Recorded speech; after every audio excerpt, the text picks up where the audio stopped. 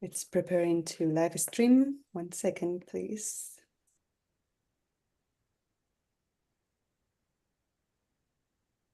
Perfect. So we are on YouTube.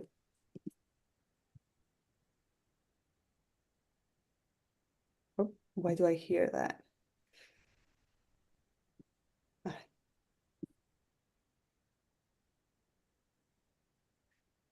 Hello and welcome to the Business History Conference book series. My name is Paula de la Cruz Fernandez and I am the BHC's digital editor. Today, October 18th, 2024, is the third of our live streaming book interviews. For more, check out the BHC's book series calendar on the website, thebhc.org. This interview is being live streamed on YouTube, and I am monitoring it in case any questions come that way.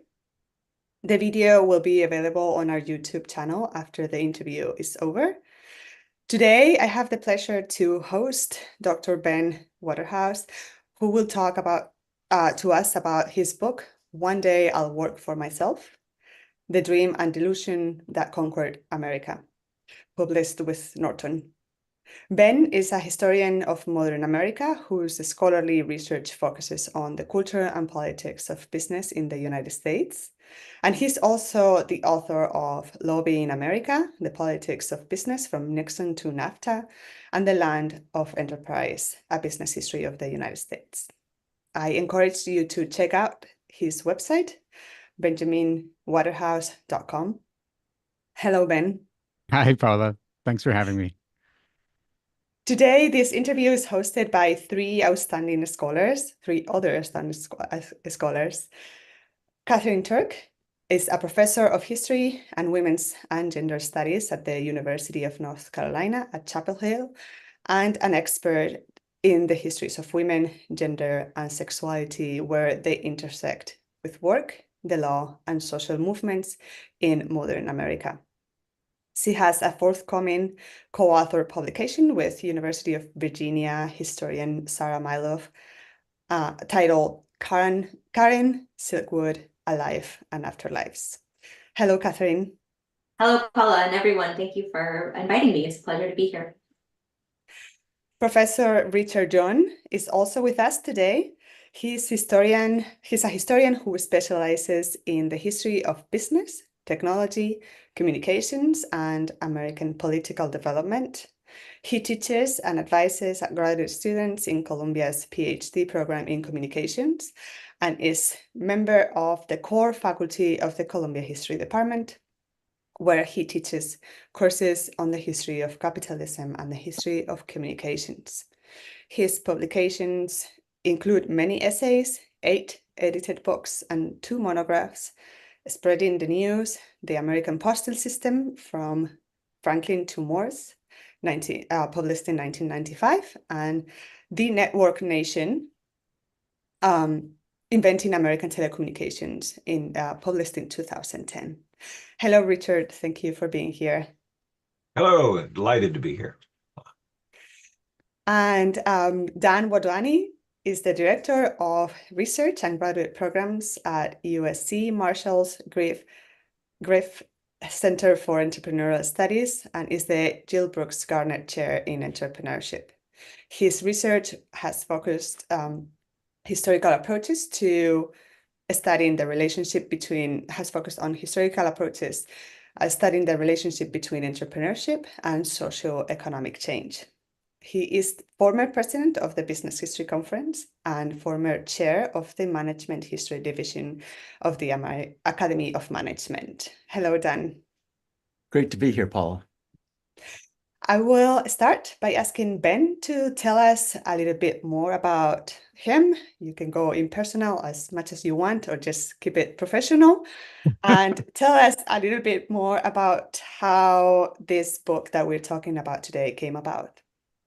Sure. Well, great. Thanks for having me, and it's really a pleasure to be here at a business history conference event like this. I've been a member of the Business History Conference since I was in graduate school, and I think my first conference was in 2007. I didn't make it to the next year, but I don't think I've missed one since 2009. Technically, I didn't go to Mexico City a couple of years ago, but I did participate in that conference, as many of us did by remote, by Zoom, or whatever the platform was. I don't remember. And so this is, a group and a community that's really near and dear to my heart. This is my second monograph, my third published book as a historian, and one that I think draws on a lot of the experiences that I've had over the years with the history of business, or with the community of business historians. So yeah, I mean, that's, I guess, a little personal, a little professional. The book largely came out of a longstanding interest that I've had in what I describe as the politics and culture of business in the period that I, have studied mostly, which is the latter part of the 20th century and into the 21st century now. I've always been interested in why people in general, politicians, the American popular culture thinks what it does about pivotal questions of business, economics, work, and the policies that inform those things. And so that was sort of the driving force, even when I didn't recognize it, behind my first book, which was about big business corporations and big business lobbying organizations in the 1970s and 80s and their effects on things that we often call the right turn in American politics, or the embrace of neoliberalism. When I was moving past that book and looking for another project, I kind of gravitated toward a question about smaller size companies. In one sense, I think maybe my original thought was, I wrote this book about big businesses and big business lobbying associations. Maybe I can look at the other side of the ledger and consider smaller ones. And what I discovered I was going to say quickly, but it wasn't really quick. It took me a number of years to realize that, small business as an analytical category doesn't work the same way big business does as an analytical category. And what I wanted to investigate, I couldn't do in the same way. So rather than sort of center small business as the focal point of this project, I eventually moved to centering the idea of working for oneself, which encapsulates a huge range of things: self-employment, freelancing, contracting, franchise ownership, multi-level marketing, investing, and so forth. And so I found that this was a way to kind of take a seemingly simple idea, I'll work for myself one day, and expose what I think is an important story in the history of the last 50 years, primarily in the United States where the book is set, but I think there are sort of ramifications of this in other contexts, other political economies around the world. And that's where I came up with the book. It ultimately ended up being an economic and, I think, cultural history of the last 50 years of American life from the 1970s, with a particular concentration, I think, in the 70s, 80s, 90s, and then into the early part of the 21st century, that situates a cultural norm, a cultural idea of working for oneself within a changing economic landscape, the economic changes that we know of as the sort of end of the post-World War II growth economy, and the rising, well, on an economic level, rising inequality and rising sort of atomization of business and work opportunities, the stagnation of the middle and working classes, and other features, from financialization to the rise of the service sector to deindustrialization and globalization. So I try to put all that in, and tell it through the story of people who made the decision to work for themselves, as well as the kind of structural forces that encouraged them along the way. Wonderful. Thank you. Thank you very much. Richard, do you want to start? Sure. Ben, it's a wonderful book, and I've thoroughly enjoyed reading it, and I know a large audience will enjoy reading it as well, in part because there are lots of stories about individual small business people, sometimes called entrepreneurs, and in part because of the way you frame it. And so my question is, your backstory begins early 20th century New Deal, and then the story really picks up in the 1970s. But the frame is not so much the self-made man of the 19th century, but these cultural whispers that we have today, so naturalized. They're all around us. And I wonder if you could say something about the New Deal as a backdrop for our understanding of our current moment. And I'm thinking here of the institutional arrangements that come out of the New Deal with regard to labor. So I think there's a lot to the New Deal as a framing device, as you put it, when it comes to things like labor. I do think, though, it's important to recognize that the New Deal doesn't create the modern corporation as the sort of gold standard of the economy. That is something that comes out of the late 19th century and really blossoms in the years before the New Deal. What we get from the Great Depression forward, though, is a political economy that is that tilts the balance more in favor of workers and working class people than had been the case before and was the case after. You might call it an exception, a grand exception, a long exception to the kind of trends of capitalist development, going way back. But the institutional arrangements that you reference in the New Deal provide or help sort of solidify an environment where workers do better, opportunities rise and spread for a growing number of people, and there are limits on the sort of the upper reaches of corporate wealth and success. Basically, they constrain inequality. My argument is that creates a set of cultural expectations that are really borne out in the 1950s and 60s and into the 1970s among Americans in general about what the economy can, in fact, provide for them. When those trends start to reverse, for political reasons, for ideological reasons, for reasons of global competitiveness, and the promises of the New Deal period are no longer kind of being met, American society responds in various ways. But the way that I'm most interested in is this turn toward individuals, and the turn toward going it alone, doing it yourself. The prevailing sense, which I use the analogy of the cultural whisper, the sort of voice that's out in the ether that it's hard to you recognize it when you see it. That what happens is that I argue people become increasingly kind of attentive to these voices that tell them you can't expect large institutions to do this for you. You can't expect labor unions to be the path by which you get better wages or working conditions. You can't expect government regulations to work in your favor. What you really should do is go off and do it by yourself. And so there is a very, I think, pronounced political argument in this that it's the failure of those institutions in the post 1970s period that helps propel the renewed faith that some scholars would refer to as entrepreneurialism, the notion that this is a norm, this is a thing that one should aspire to, rather than one out of many sort of economic options. Thank you. Katherine or Dan? Dan? Yeah, I would love to build on Richard's question. And you mentioned kind of entrepreneurialism as kind of, an ideology, a kind of set of norms of you moving in this direction. Like Richard, I really enjoyed the book. And one of the reasons that it really mattered for me, from my perspective, is it kind of, in some ways, counterbalanced the scholarship that has emerged on tech entrepreneurship and the association of entrepreneurship, that kind of the history that goes through Silicon Valley, the kind of Margaret O'Mara kind of code, kind of narrative of the development of these ideas, in the sense that, so much of that focuses on the embrace of technology as kind of this key mediating libertarian idea for its reaction against, in some ways, ideals of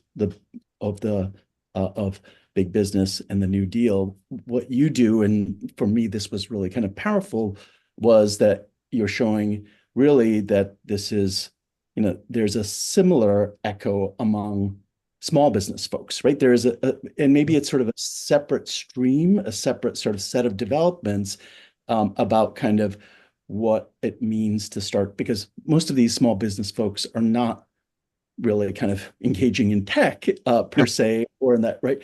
And yet, thinking about kind of this norm of entrepreneurialism, this sort of cultural whisper. I'm thinking about kind of the work of people like Bob Everhart who've talked about it from the tech perspective, or my colleagues at Copenhagen Business School who are talking about it from this kind of VC and narrative, that the narrative's controlled by tech and VC in that case, right? But you show that this is a broader, I think, set of ideas that is much more bottom up, even among small business folks, which I think is forgotten there. And yet there is this real tension, right, between,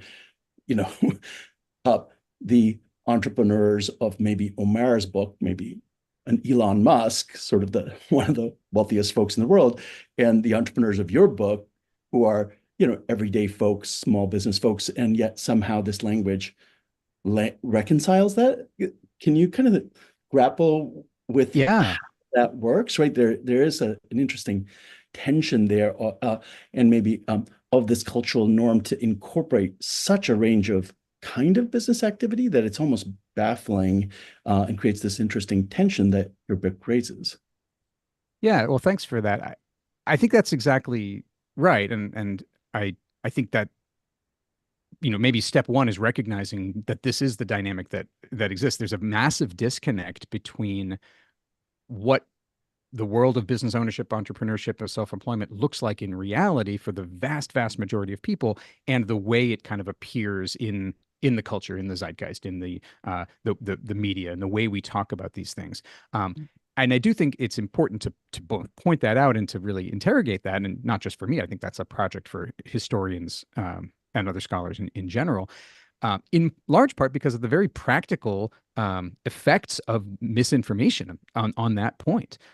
If people think that entrepreneurship means starting a computer internet tech company, or inventing the next new thing, and therefore they're going to go into that, they're going to be gravely disappointed with the results 99.9999% of the time, because that's not how that world works. And I don't think that's a surprise to anybody who's actually in business ownership. It might be a surprise to a bunch of 19-year-olds in entrepreneurship classes in college, but shouldn't be. And that's something that Bob Everhart, among others, is really pushing as well, to be honest and to be upfront with our readers, with the constituency of people who are looking to scholars to make sense of the world, about what is and isn't actually happening. Now, the push and pull between kind of the lauding of certain kind of cultural figures and the lived reality, I think is fascinating and puzzling. And I think it's as I said, a project for lots of scholars to dig into.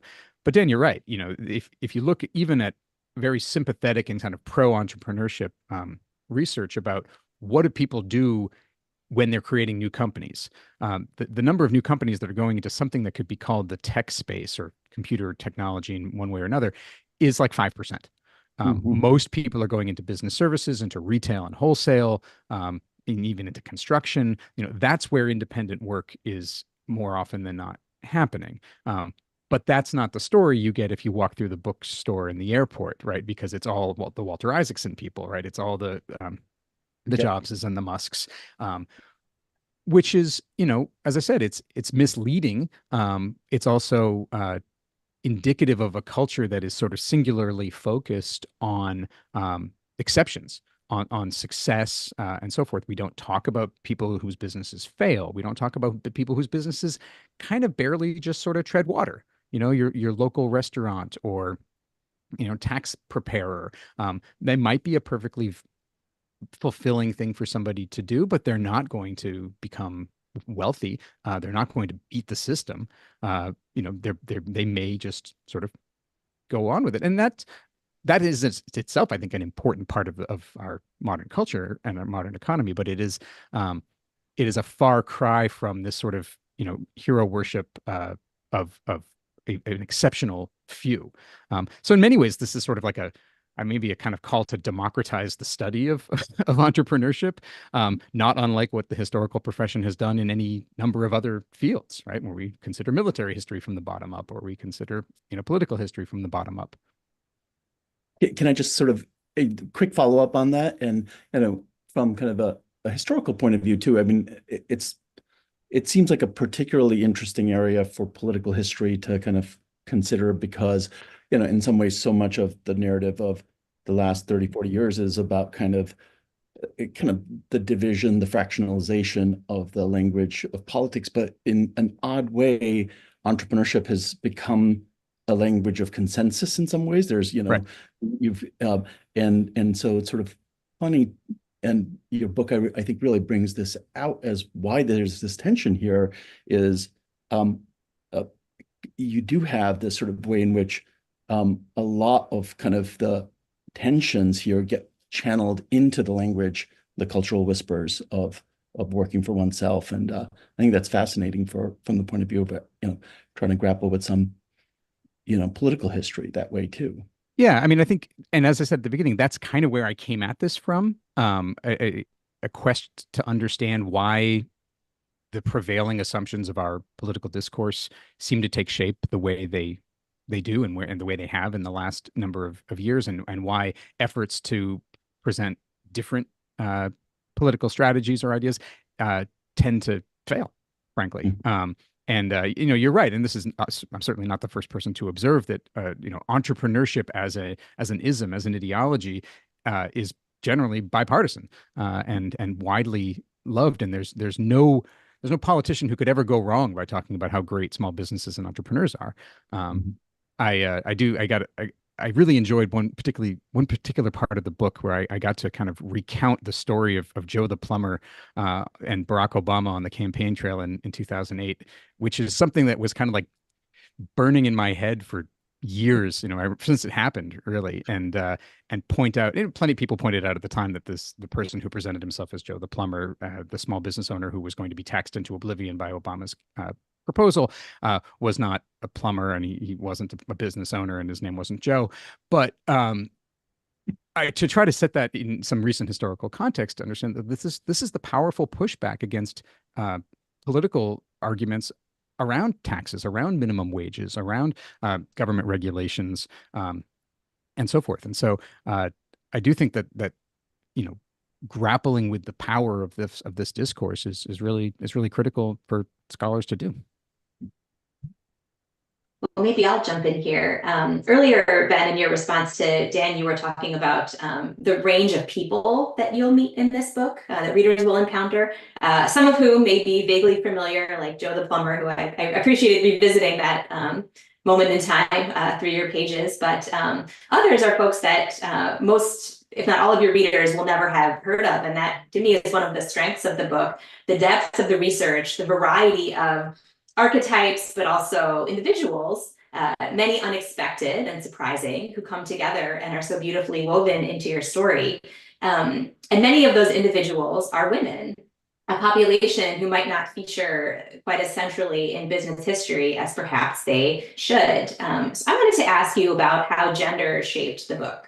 Women entrepreneurs, male breadwinners, tropes, but also individuals who maybe hewed to or defied the tropes of their era. And I also wanted to ask whether it was surprising to you that gender proved as relevant to this story as it did, and that women proved as central to the story as they do. Yeah, well, thanks for that and for bringing this up. I'm struggling with how to answer because I don't know how much of the answer to your question is a reflection on me as a historian and things that I have learned and become better at along the way, and how much of it is a reflection of reality and perhaps my slightly better ability to assess it. There's a lot of statistics that you could start from, and that was one thing that I did, kind of observe as I was broadly reading in the trajectory and histories that had been written before about self-employment. There's a very noticeable and often remarked upon increase in the presence of women among the ranks of the people who own their own businesses that tracks my timeline exactly. We often use the sort of 1960s and 70s as a moment of in which women become more represented in the workforce and working for pay outside the home. And I observed about a 10-year lag. And then this very similar phenomenon happens when it comes to business ownership. And there were people writing about this from a more social science perspective in the 1980s and 90s. And so in some ways, the reality on the ground is what drew me to this side of the story. Perhaps maybe hanging out with colleagues like you over the years has also had a positive influence on my ability to incorporate gender as a framework of analysis, and I'd like to think so, because once that door is open, it becomes an unavoidable and just glaringly obvious important part of this story. That at the same time as work is becoming, in many people's eyes, more individualized and more something that becomes one's own responsibility, where traditional sort of worker protections or pensions and things like that seem to be less and less common, is the same moment in time when service work starts to replace manufacturing work in the aggregate in the economy. And care work becomes a more significant part of it, all of which are things that are coded feminine and female in our culture. And it sort of seems to tell a much more coherent story that even as sort of women at the sort of top end of the economic system, and I do describe some of the very, very powerful, well-to-do corporate feminist types who are doing that. As they're trying to break glass ceilings, there's another whole kind of realm of this story where women, out of necessity, are also entering into the entrepreneurial world or into the world of business ownership or self-employment, in a changing economic world, in a world of what Elizabeth Warren calls the two income trap of the 1970s and 80s, as more middle class families have two working parents and so forth. All of these were things that I started to observe, and then as I started following breadcrumbs to different archival sources, it became even a more prominent part of the story. And one of the most important archival sources that I used came from someone whose papers are at the Schlesinger Library at Harvard, which is a women's history library primarily. And this was a woman named Joanne Henderson Pratt, who had a career in supporting, advising, and kind of boosting home-based businesses, both for companies that wanted some part of their employed and their workforce to kind of work from home part of the time, decades before COVID, to actually encouraging people to kind of take the plunge and work for themselves out of their homes. And when you bring home into it, suddenly the gender dynamics become even more inescapable, because the whole push for working from home, especially in the 1980s, which is sort of what I argue is the first wave of this, was geared in many, many ways toward making an appeal to women, particularly women with young children, to work from home and kind of solve the problems of the have it all dilemma, or the problems of support and childcare and education and double day and all of those things via this miraculous notion of not going to an office or a work site, but rather going to the home. So that was maybe that's one of the middle chapters of the book, and one of the places where I was most trying to kind of examine the gendered nature of these ideals and what they had to say for the kinds of things that people might expect, or the kinds of ideals or goals that people might set for themselves. If I could, yeah, thank you. If I could jump in to pick up on this, there were changes in, let's call them work regimes or assumptions. Some of these changes were shaped by court rulings concerning who is a franchisee, right? Concerns about healthcare.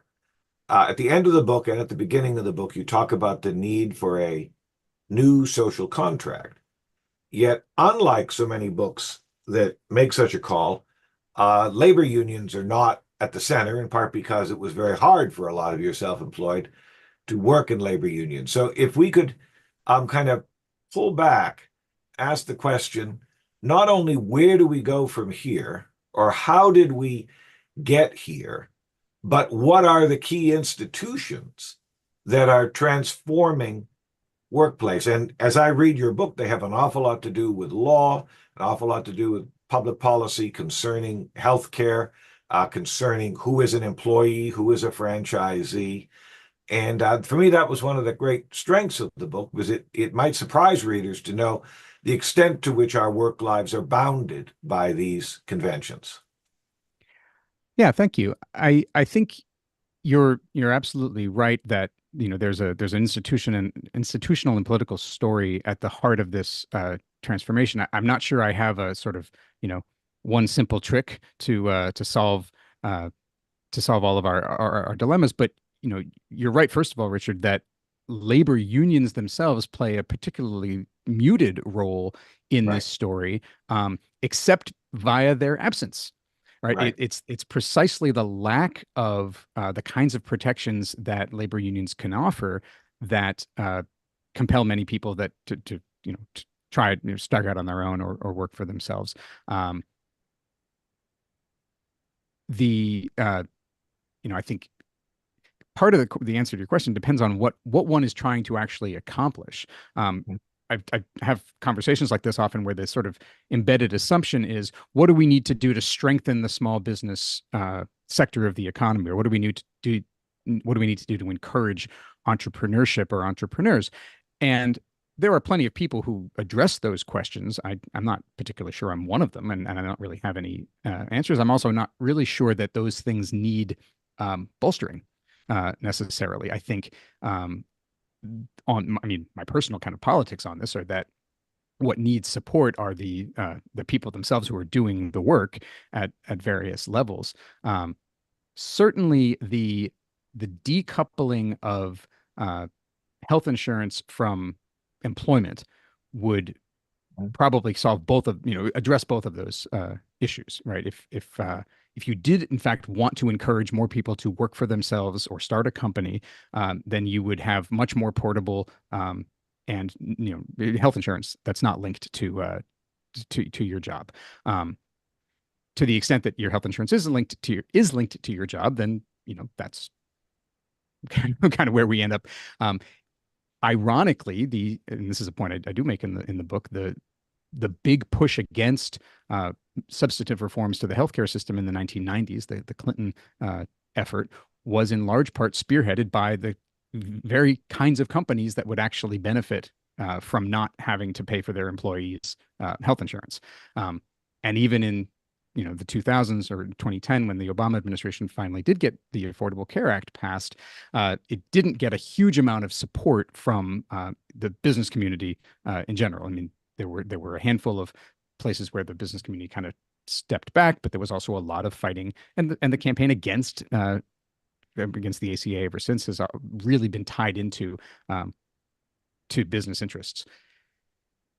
I think seeing the connections between these macro trends and the decline of labor union membership and the kind of individualized notions of healthcare helps us understand why this trend maybe seems to have, if not accelerated, then persisted and become kind of dominant in our thinking. And as I said, you sort of implied also that I did not end the book with a gigantic call to action. I did, in fact, have that conversation with my editor, because it's fairly common when you write, especially for a trade book like this that comes up to the present, that you sort of end with, and here's what you should do now. And I had to actually directly tell my editor that I didn't want to do that. I like being a historian, and I like kind of making arguments about how things have changed in the past and how we got to where we are. And I hope that someone else might pick up the ball and run with it. Mm-hmm. This is a book not only about dream, but about delusion. And to pick up on just earlier comments from Dan, that this is a book that is meant to disabuse your audience of certain assumptions that they may have had or may continue to hold about what work is like or what their role could be in the workplace.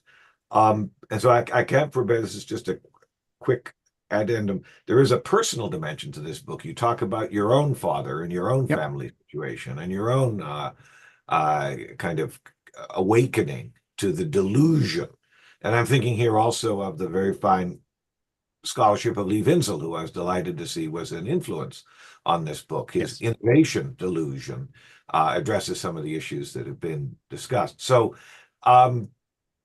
is this a wake-up call? Not only do we need a new social contract, but we need a sort of a catharsis. We need a come to Jesus moment about what the world is we've created and how we're likely to advance our collective interests in the future. In other words, not a policy prescription, right?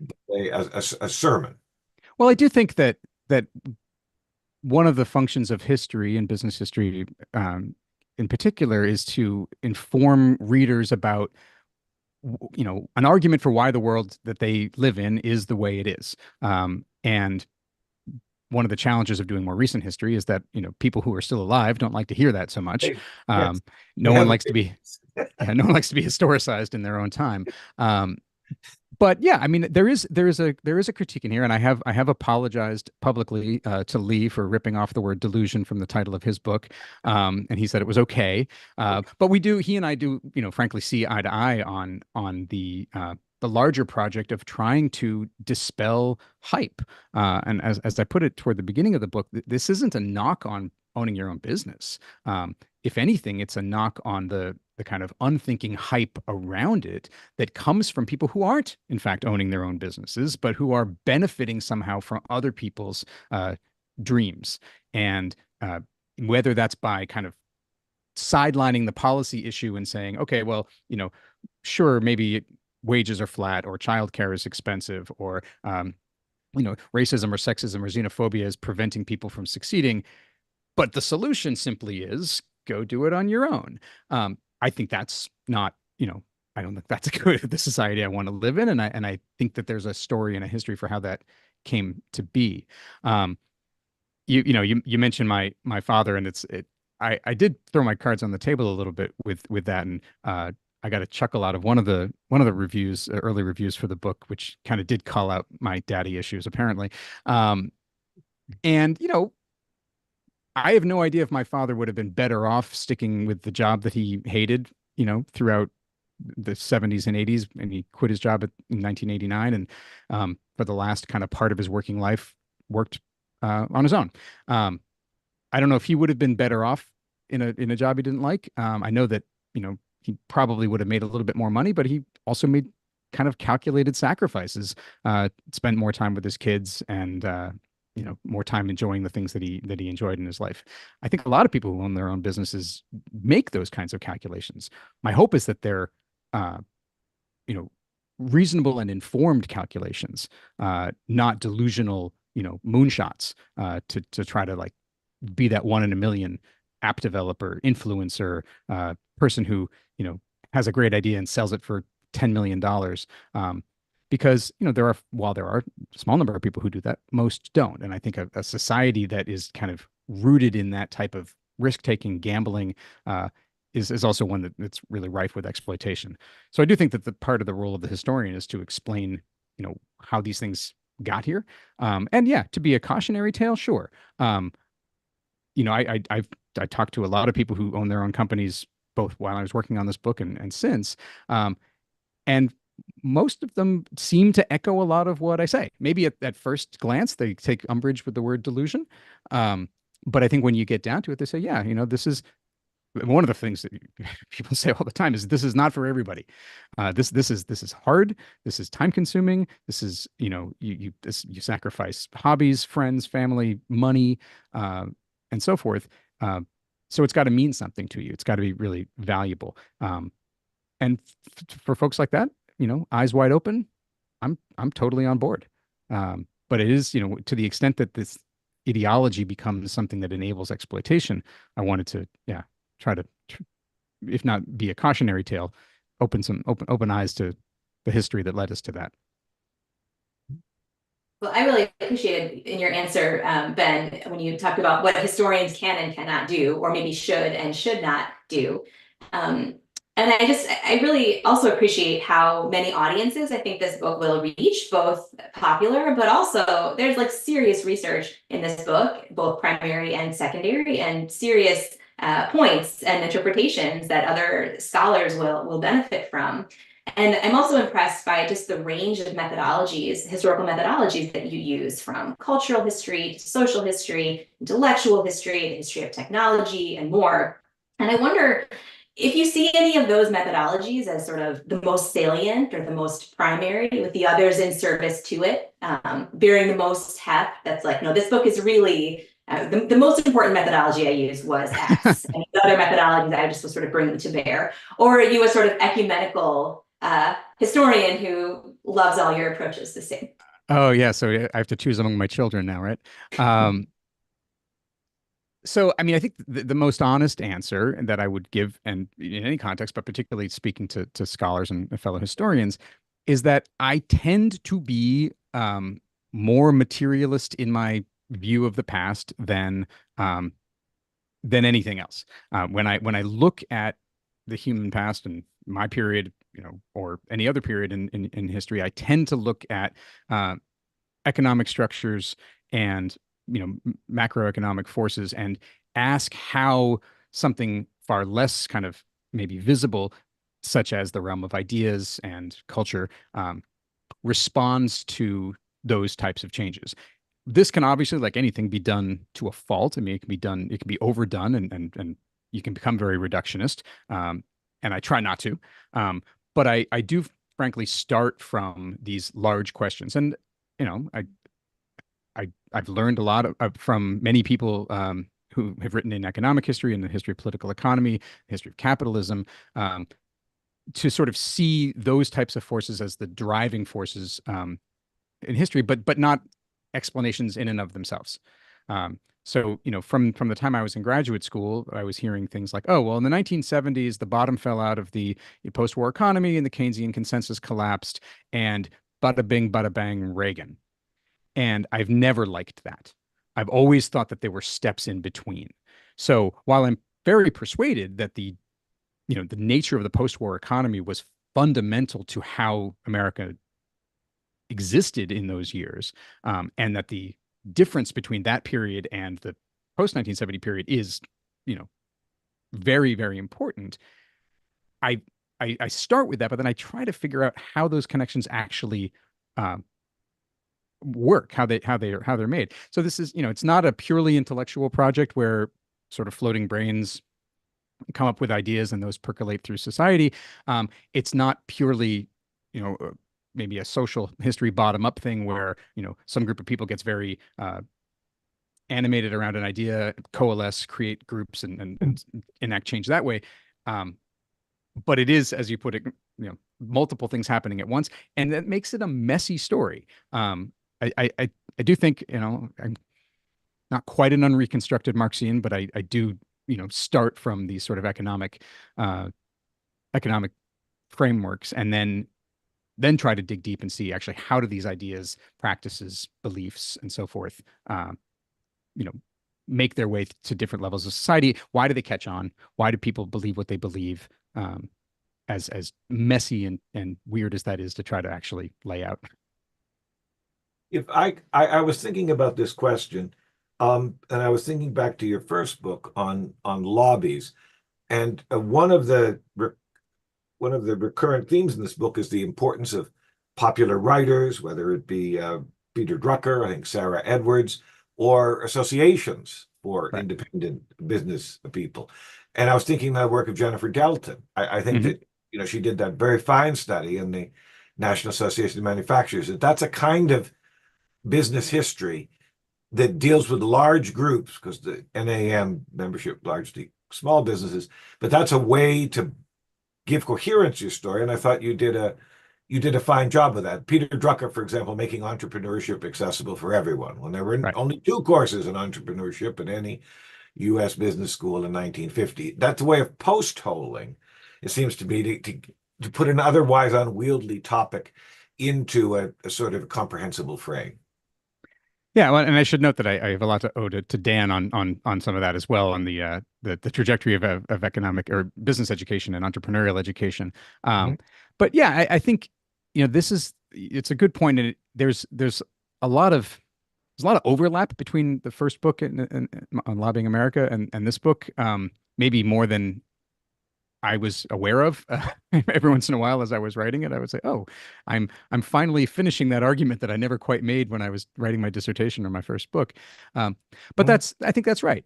Major centers of power, whether they're economic power, intellectual power, or political power, uh, do have an outsized influence on debate and on the way issues are framed.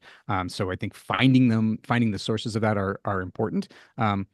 And nonetheless, that's not the whole story either. And I think the challenge of historians in this type of work is to try to measure the unmeasurable, right? How much does what the National Association of Manufacturers says about tariffs or environmental regulations actually move the needle? Right. Now you can't. I mean, it's an unknowable thing on a certain level, but we can qualitatively assess these ideas, usually by getting down to the nitty gritty. And when I say, when I point to somebody like Drucker, um, or Alvin Toffler, is another Mhm. person who pops up in this book, it's because I see them somewhere in the historical record. I don't start from the premise that, well, Drucker's a famous, you know, management guru, and therefore I should go and read what he wrote and write about it. I see it cited in, a speech that somebody gives to a Rotary Club, or in a brochure that somebody sends out trying to attract people to their group. Which is why I think, archival research is actually really important to what we do, even when we're talking about the kinds of historical actors that have a presence in, national newspapers, or Mhm. the larger levels of society. When you get down to it, that's when, that's how I found Toffler. And then, of course, there's plenty you can read about him because he wrote and people wrote about him, and you can read what Daniel Bell had to say, and so on and so forth. And Richard, I did end up invoking the future schlock Yes. epithet that was levied at Toffler. So, as I said, I think the way to do that is to start in some sort of archival or other primary source base, and figure out what people were actually saying and who they were reading, and go from there. Dinesh. Oh, sorry. Dinesh is one of my favorite case studies. We don't have his last name, and you got Right. that out of I guess some kind of social scientific Yeah, it was anthropologists, and they didn't use the last name. anthropologist. Yeah. So Yeah, just sort of building on Katherine and Richard's points about kind of some of the methodological aspects here. It is sort of interesting that, this is a cultural history, right? It's a cultural history in the end, but one told in a very different way than many cultural histories, right? In the sense that it is grounded.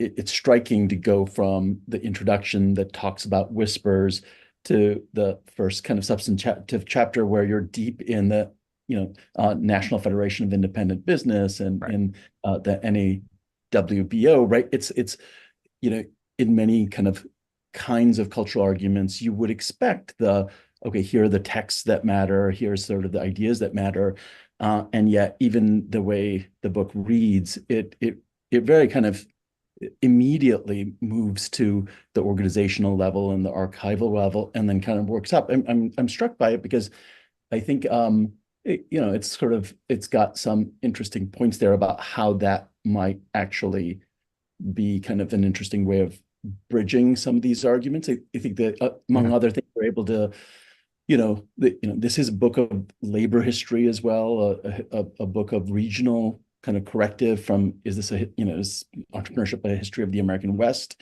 as some of this, the scholarship puts it, or is it really a national history? So I think a lot of that comes out of, moving beyond the kind of the discourse level to get down into the organizational level and look at sort of the discourse as politically motivated, organized, etc., and yet still take the kind of mythos seriously, right? To say that that's not just sort of epiphenomenal or whatever, but but really kind of something that we need to kind of take seriously and go.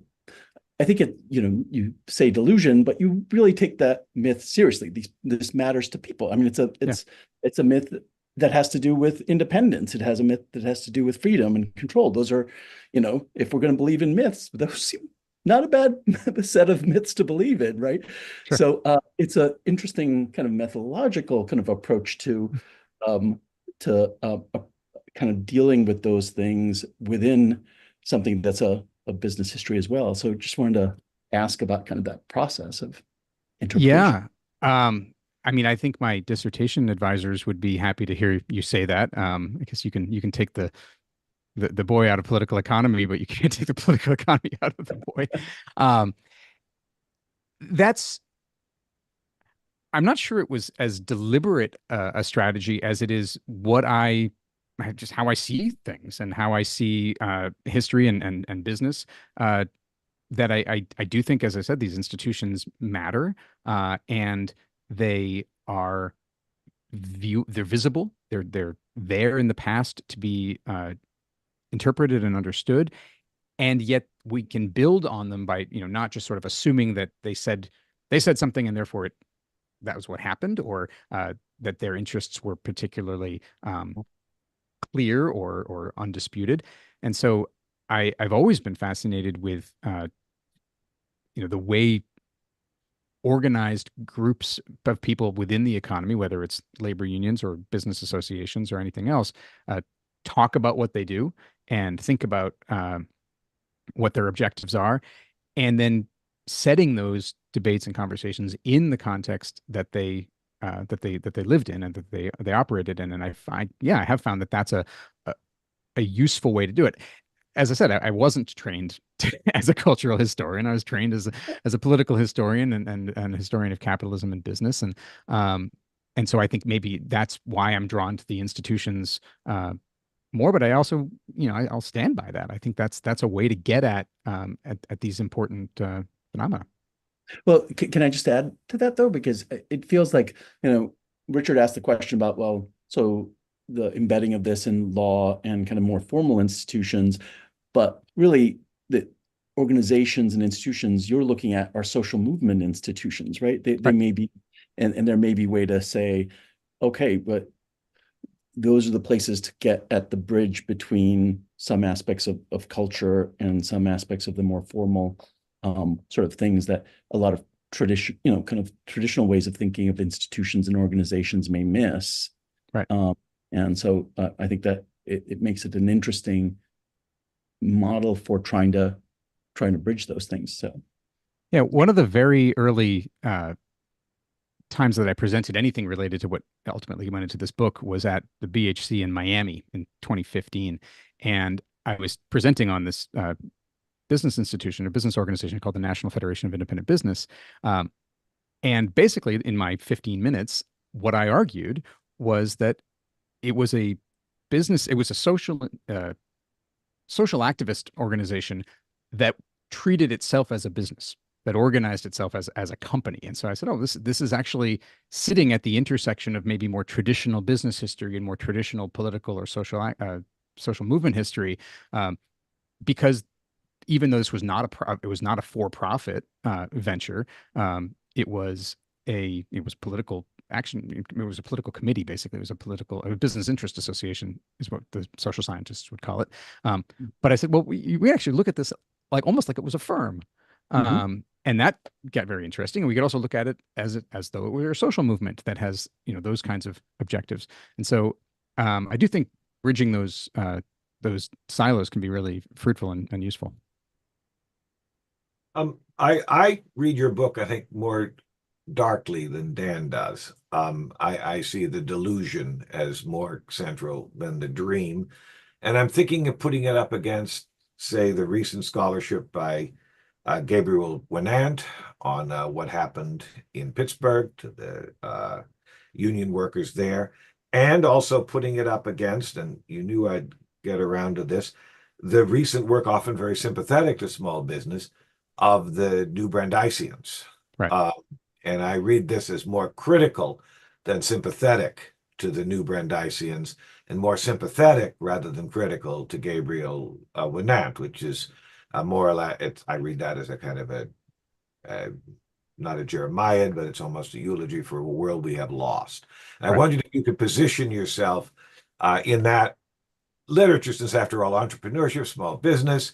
Lena Khan has just courageously got through these rulings on non-competes, and now there are rulings on being able to join and leave, subscriptions and clubs. Those are all seen as initiatives that promote small-scale entrepreneurship. So I wonder if you could speak about yourself within the Scylla and the Charybdis of contemporary political economic writing.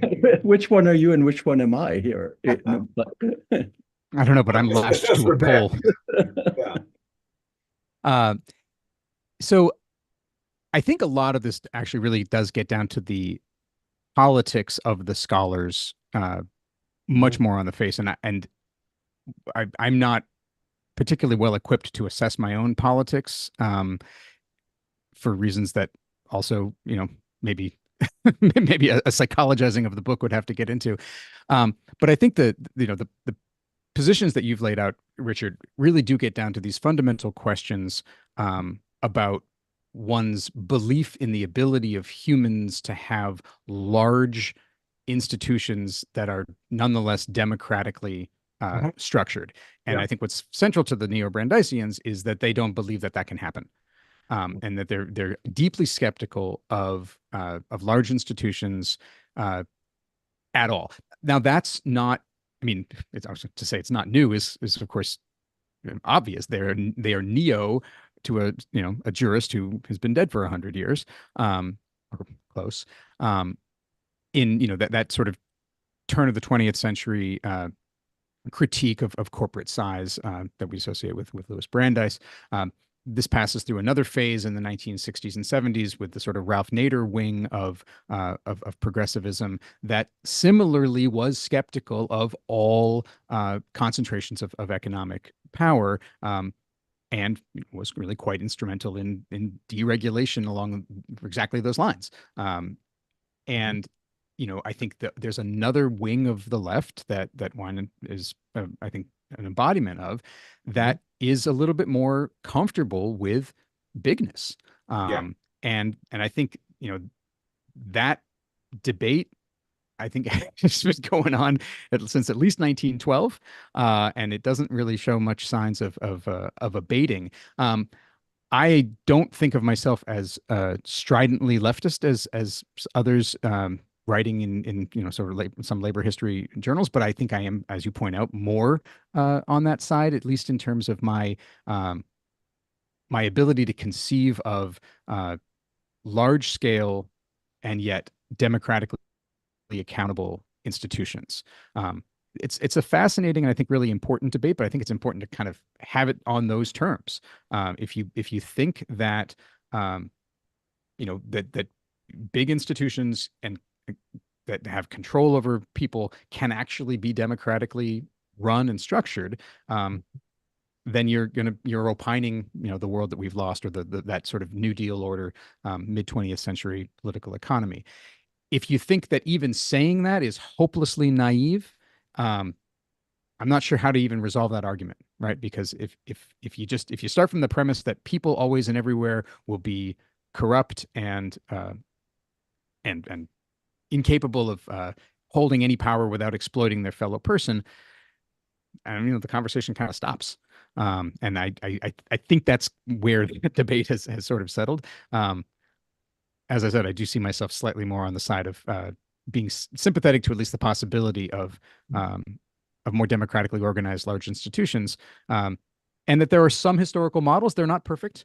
There's quite a bit to condemn about the way organized labor operated in the United States in the middle of the 20th century, or the way the Democratic Party did, or the way the regulatory state did. There's all kinds of things to criticize. But if I'm an unreconstructed Galbraithian, then that's probably where I end up. Just a quick coda. I was at a conference on the New Deal recently with Nelson Lichtenstein, and he gets up at the end and what is it we should care about?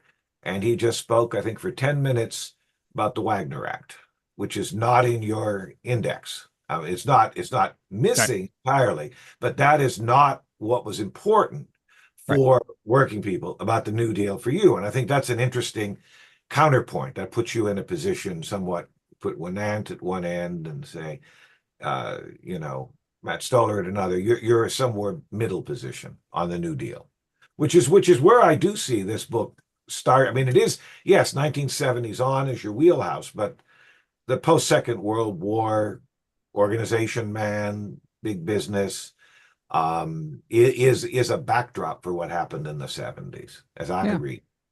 And I mean, it's interesting that if I were to kind of think of myself in terms of what a historian of what class, this is a book about the middle class. Yeah. People trying to get into it, people falling out of it, people, exceeding it. It's not, it is about work and it's about workers. But I don't think it's about the working class in a, very straightforward way, the way other works of labor history might be.